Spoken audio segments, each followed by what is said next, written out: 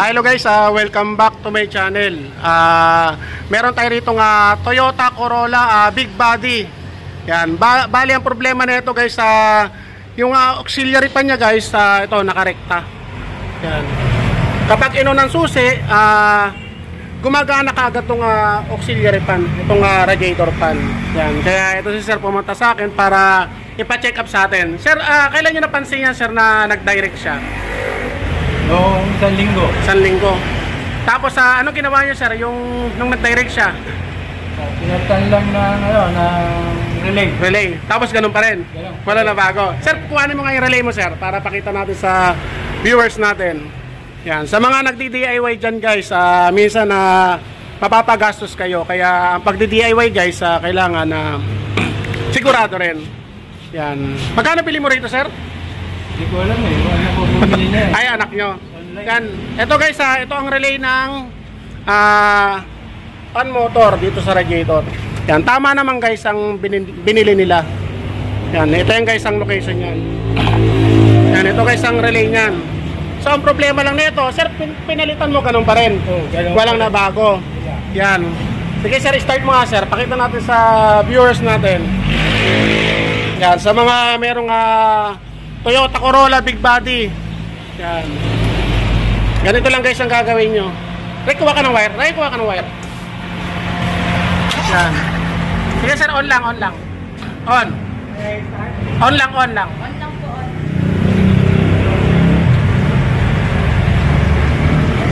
On lang, on. Ay, on mo sir.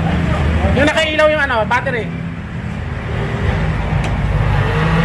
Yan, ito guys, kapag ino ng susi, gumagana ka agad. Dapat yan guys, gagana lang yan kapag mainit ang makina. Teka, baka marek. Ganito guys, ang una yung gagawin, pakita ko sa inyo.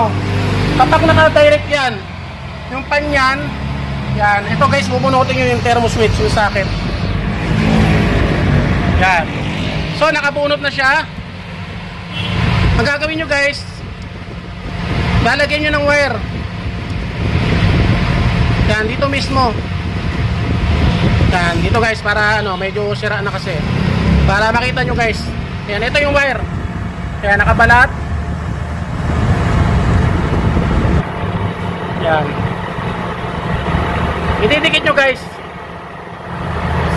sa parte na may bakal o sa kaha. Yan, sa makina.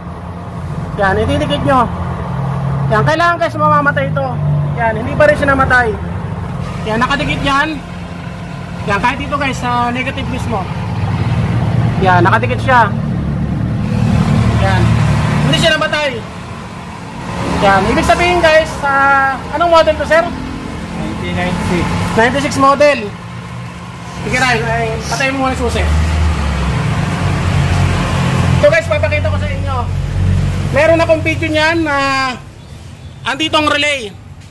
May relay yan dyan kapag in-aircon binuhay aircon, may relay yan dito. So kapag ganitong model, wala yung relay dito. Dito yung malalaman yan guys, sa pressure switch. Yan, ang pressure switch niya, 4 wires yan. Yan, dito guys ang gagawin nyo, yan, tulad nito sir. Nakita mo, nabunot ka agad natin. Yan, ito ang gagawin nyo guys. Yan, ito kasi guys, 4 wires. Ayan, hawakan mo sir. 4 wires yan sir. Yan, ibig sabihin pag 4 wires guys, yung pressure switch nya, wala siyang relay dito. Yan. Yan, walang relay. Pero kapag 2 wires lang, yan, meron siyang relay dito. Yan. Ito sir, bunot lang. Bunot. Kapag bunot yan sir, pati aircon mo, wala yan sir. Nagluluwas, nawawala-wala aircon mo. Yung lamig na aircon, nawawala-wala. Pakita mo si sir. Sir, yung aircon mo nawawala-wala. Minsan meron. Ayan. Dito yan guys. Ito ibabalik natin sir. Kailangan sir mag-lock to. Yan. Yan natin. Hindi nakalock eh. Yan. Nakalock na. Yan guys. Ito lang i-check nyo. Yan. Napakasimple lang yan guys. Yan sir. Ito yung relay mo Yan. Hindi natin kinabit Hawakan mo sir. Yan. Sir, start mo Ryan.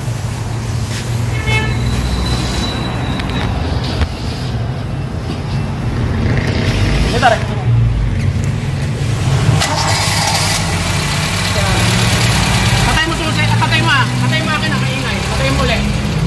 susi.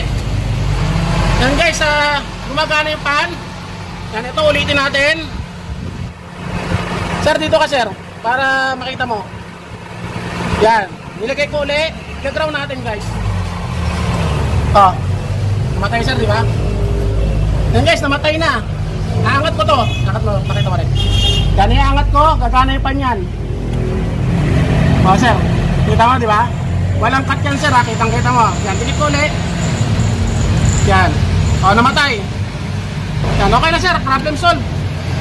Yan, babalik natin dito guys. Kailangan mamatay yan pag nilagay natin dito. O, okay na sir, patay na. Diba? Problema. Diba? Bali, ito lang guys na naging problema niya. Tulad na sinasabi ko, yan, kapag ito, si-check nyo to. Kapag apat ang wire, ibig sabihin guys, wala siyang relay dito. Yan, walang relay. Pero kapag dalawang wire na ito, yan, may relay siya dito. Yan.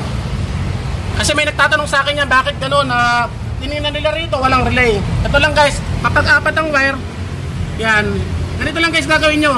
Isaksak nyo ito maigi, minsan nabubunot yan. Yan. Start mo Ryan. Start mo.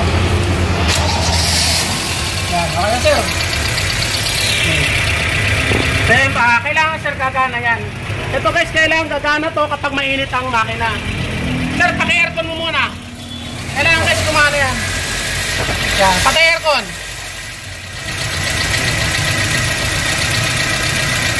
Aircon. Okay sir, di ba? Yan, ito guys, kumagana yung compressor.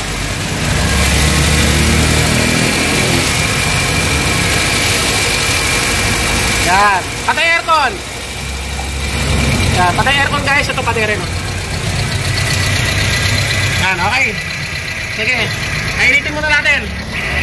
Kailangan guys, gagana yan kapag mainit ang makina.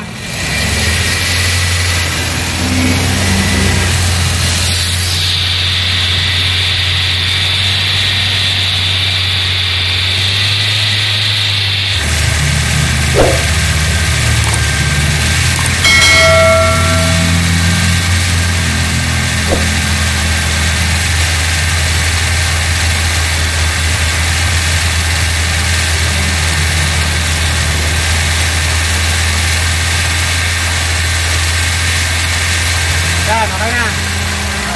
Yan guys, gumana siya. Yan. Yan, ito guys ang napapagana dyan, thermo switch. Yan, kailangan mamatayin ang pusa. Okay, solve. Yan. Okay na. Kaya patay mo na. Yan, balik ka na lang guys ang gagawin nyo. Gaya ng ginawa ko, gayahin nyo lang yung video. Yan, ang ganito gagawin nyo, irerekta nyo lang to. Kapag laging gumagana itong auxiliary pan, erekta nyo to, ilagay nyo sa ground, dito sa negative. Yan, kapag namatay siya, ibig sabihin, ito lang ang papalitan nyo. Kapag namatay yung, kapag granown nyo to, namatay yung auxiliary pan, ito lang guys ang papalitan nyo. Pero kapag granown nyo to, at hindi pa rin namamatay guys, kumbaga, ididikit nyo rito, hindi pa rin namamatay ito. Yan, ito lang guys ang isi-check nyo. Gaya ng pinakita ko kanina. Yan, minsan guys itong may problema, sira yung pressure switch, minsan naman nabubunot siya. Yan, ganoon lang guys. Tapos sa may mga ganitong sasakyan, Toyota Corolla big body, kapag nag-overheat guys, tumaas ang temperature, nag-overheat, umiinit ang makina, ito guys pupunutin nyo lang to. I-on mo susi Ryan. Yan, ganito lang guys gagawin nyo. Yan, pupunutin nyo lang to kapag hindi kumana yung pan, para makauwi kayo. Yan, ganun lang guys. Tapos pabayaan nyo lang. Yan, hanggang sa makauwi kayo. Ngayon ang gagawin nyo, papalitan nyo lang tong thermo switch. Yan. Sige na, pakapatay na.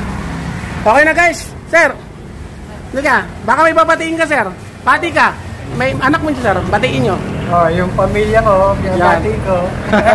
Sir, maraming salamat sa iyo. Problem solved, wala ka na problema dito sa sasakyan mo.